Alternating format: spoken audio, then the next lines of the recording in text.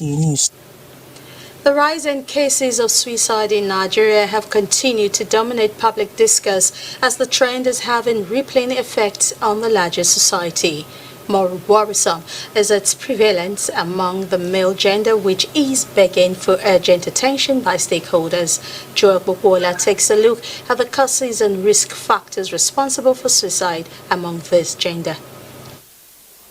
If you are still doubting the effect of drug abuse, here is 26-year-old Ayivi Sunday Alide, a multi-talented young man whose life was almost ruined as his addiction to drugs pushed him to becoming suicidal. Now, Ayivi has decided to pick up the pieces of his life to better himself.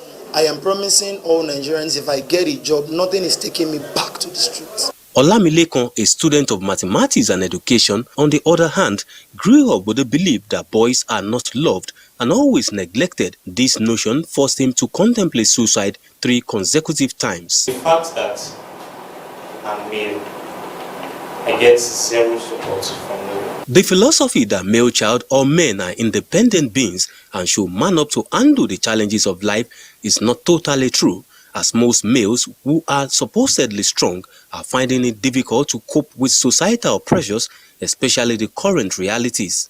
Going by statistics provided by the World Health Organization, the number of suicide rates in Nigeria stands at 17.3 per 100,000 population, with the male gender accounting for over 80% due to a number of factors. You can see a lot of references to I was abandoned, my father left. So it's like there's no role model, or we don't even really train the guys. So a lot of emphasis is placed on the girls.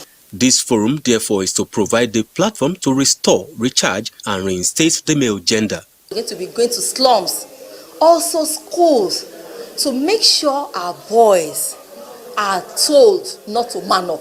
Those of us that are privileged enough to be able to contribute, no matter how little, to ameliorating the situation. The determination and collaboration of all stakeholders say will translate to making huge impact on the society while changing the notion of making suicide the final option. In Lagos, Joel Bukbola, NTA News.